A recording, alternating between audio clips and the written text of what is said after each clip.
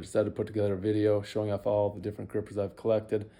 Over the last 13 months, I was big into grip for a while when I was younger, kind of got out of it, and then about 13 months ago, I got back into it. So I wanted to put together a video, show what I've been working on, what I've been collecting, but I'm also going to be selling some of these, and I thought in some ways it might be easier just to show it like this. So I've attempted to break them out between teddings and everything else. And within that, I've tried to do RGC. So over here, if we start on this end, got a world class at 275, and then another world class. I actually don't know what this is. I should probably get it rated at some point. Suffice to say, I can't close it. Then we have some of the pros. I believe this to be actually a pretty easy pro. Again, I can't close it, but I think there are a couple people out there. Carl off the top of the head. But honestly, some other folks are probably pretty close. Scoop most of these up from the grip board. I have an affinity for this one. This is the first tedding I ever... I don't know if you can see it there. It's an Elite. It comes in at 161. It's one of the first teddings I ever bought. From Warren himself. I went straight to his place and got it. I did eventually close that on camera at a grip contest. So my goal was to try to fill a lot of the gaps so I'd never get stonewalled. So again, if you could do a 172, is the jump so hard to a 173, 174? I'm sure you guys are tracking me. So this section is most of the teddings. As I set these out, I realized down there are some. There was no way I was going to untangle this mess and reorganize. So yeah, over here we start. Then we get into some IronMinds, some GHPs. Right here. I think this is easy for a GHP 10. I'm not actually sure if it's the easiest, but I think it's pretty easy. Got a couple IM4s. Again, here's a 200. I'm sure somebody on the board can hammer that like nobody's business. Come through here. This is a 3.5. That's 165. I think that's pretty interesting. I do have a full complete of the GHP finally. This is a, let's check. It's a first generation. They almost all are except for one of them. Here's a 160, that's a number 3. That's extremely difficult to close. What's interesting about that is, you know, we pan through here, we see a lot of IM3s, 150, 149. Kind of pick your poison. This is the one that I certified on. And a lot of people in Minnesota, because look, it's only 139. That's not so bad. It was one of the double stamped. Gripper, please participate. There we are. There we have it. And back then, you didn't need a credit card. I just had called up Wade, who I knew from, well, a couple different ways, I guess, and met him at a powerlifting meet. But now, I actually came across a 135, number 3, which I think is pretty easy. And then I got my hands on a 131. I like it, but I'm just surprised there's such a big gap between them. We have a 2.5 that's 135 as well.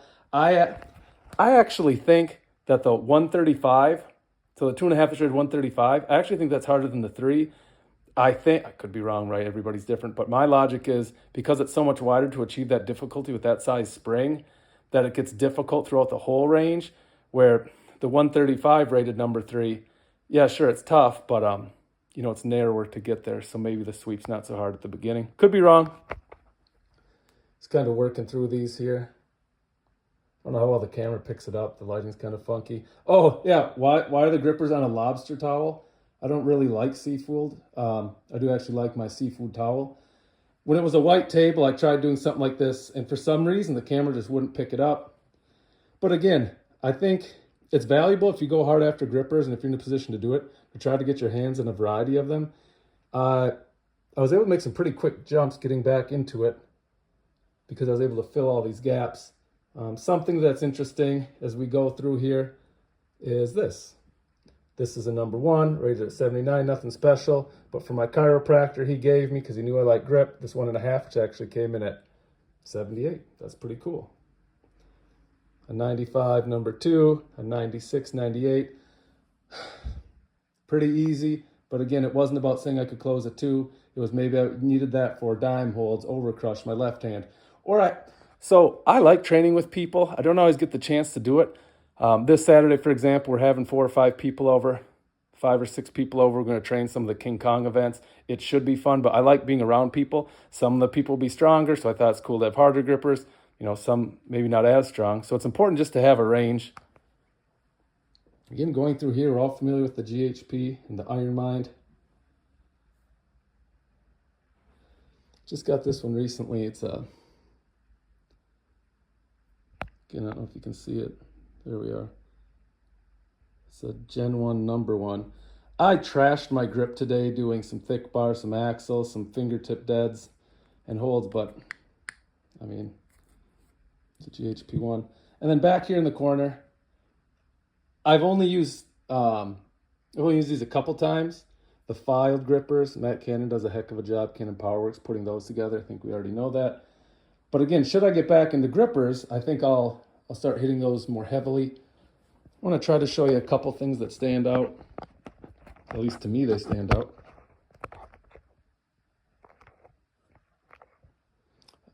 These here.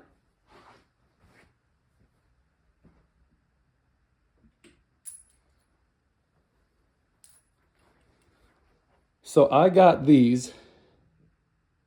I bought them in bulk from somebody in Florida who, I don't know, they didn't really know what they had, I guess. This is a GHP number 2. It's the green. Hopefully you can see that. Then I got the 3 from that gentleman as well. It was just a big box that came. It was about an 80-pound box with a whole bunch of grippers.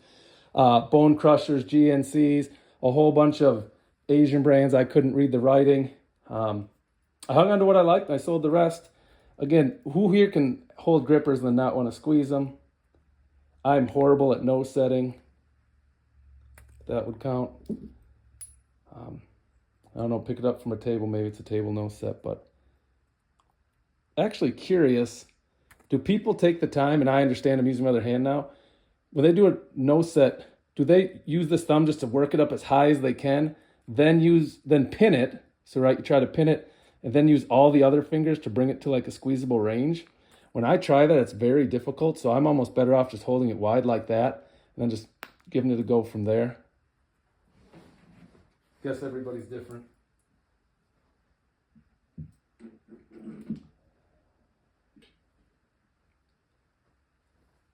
This is a red one, the GHP number 4. I have the 5 and 6 colored as well. I don't love the idea of selling grippers. Any grippers, really. I bought them for a reason, right? I like them. But recently I guess you could say, got into thick bar. I think thick bar may have more carryover to everything. I've not met someone who's awesome at thick bar who's just horrible at grippers. I've met people who pretty good at grippers that can't do a whole lot on thick bar. But I want to get some more inch trainers. We had a get a grip contest, and at that contest it was awesome. We had people walking with them. It was so cool. And Zach, I think I should got the shirt on. I don't know how that comes up. His strength equipment, dude, it's the real deal. So I talked to him, and he's going to have some 150s, some 100s, some 75s, and some 50s. They're going to be available mid-October. Therefore, I need to sell some of these so I can buy those. Show you a couple other grippers first. Those trainers that I'm getting, I'm going to be holding another contest this year.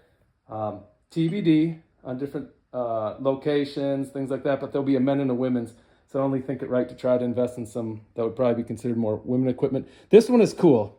This came from Russia with love. It's a tedding. It's an early one. It's an advanced. I had a hard time finding an advanced. So then when I saw a guy open to a trade where there was no knurling, I felt like I had to kind of do it. My hand's already cramping up because, again, I probably shouldn't be doing any of this. Having trained grip.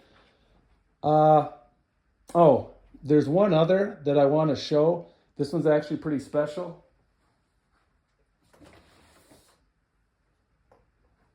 I want to thank Ryan from the Grip Board for putting this box together. Is it degraded? Ryan Chiville, I think how you say his last name. Let me explain what this is after I take it out. So what we have here, is the first ever prototype of the IronMind #2. This is a combination project with Warren Tedding, who was contacted. They already knew each other, Randy Strossen, the owner of IronMind. He wanted to start making more grippers. They used steel handles and they put it on this chrome spring. However, they were trying to weld it together, which was never going to work. You'd mess with the integrity of the spring itself, the coils, right? I think most of us can understand that. So then a third party who knew Randy advised them. They said, you know what you could do? Why don't you start pinning handles? In pinning the handle, it'll stay together, but it won't mess with the spring at all. So that's what they did. I bought this from a gentleman. He was on the grip board. His dad was the one that advised them how to come up with that kind of cool solution to the problem they were having. So this is the first 2 ever made, the prototype.